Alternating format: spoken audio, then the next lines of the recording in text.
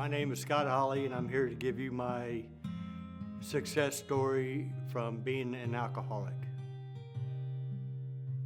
Before the mission, I was married for 12 years, and what started my drinking was when I found out my son had cancer, and he only had they gave us a 5% chance to live.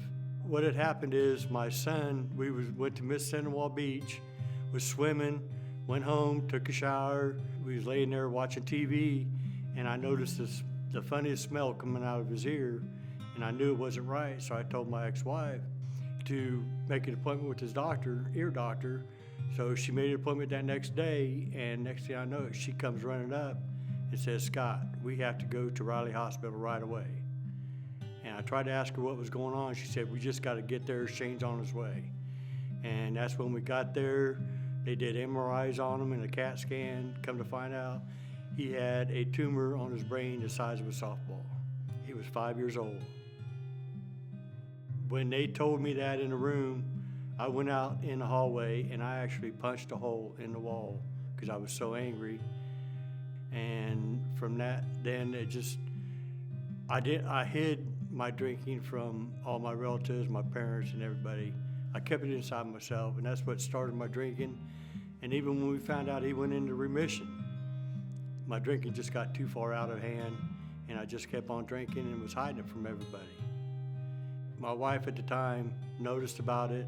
I was hiding the beer out in the garage and everything, and she told me, "You need to quit," and I didn't do it. So she said she didn't want to be with me no more, so I had to leave.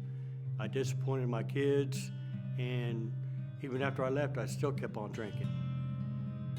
Just thinking of everything, losing my wife, I just lost my job, and to me, I should have quit drinking. Losing my job, like, hey, drinking's a problem. You need to go get help.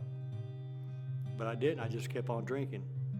I was driving from Kokomo here to Westville, or to the truck stop on 31, Loves, staying there all day, coming back to the mission.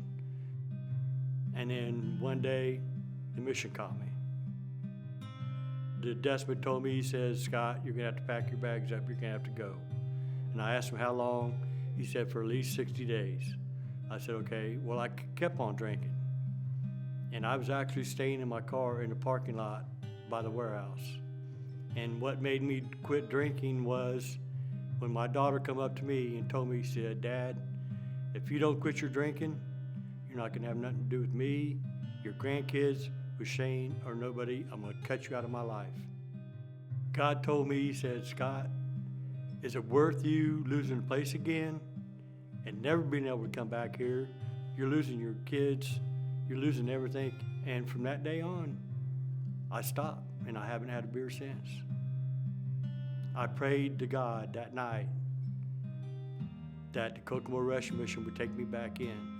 And luckily enough, the director here sat down and talked to me and told me he's gonna give me a second chance. And he did, and this is where I'm here today. And that's what really made me think of this place is, this is where I need to be for right now until I, know for sure that I'm not drinking. And I just kept on doing what I was told, did extra without even being asked, just to show how much I appreciated the Kokomo Rescue Mission. Well, little did I know, they noticed that stuff. The director here asked me if I'd like to be the head deskman, and I said, absolutely. This place has changed my life so much. I mean, not just, I'm able to help other people to go through what I went through. I could sit here and cry right now, but I'm trying to hold it back. This place has did so much for me. And my daughter called me every day. Sorry. Tell me how proud she is of me for what I've become. And for her to do that after I put her through my grandkids, that makes me feel good. I'm sorry.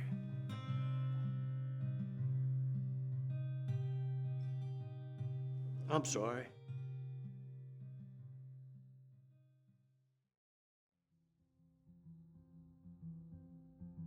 I try to explain to everybody the mission is here to help you, not make you into a bad person because you're an addict.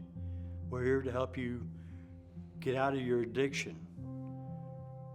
If you're in the Kokomo area and you're looking at this video, reach out to us. Come in and talk to us. They're more than willing to talk to you.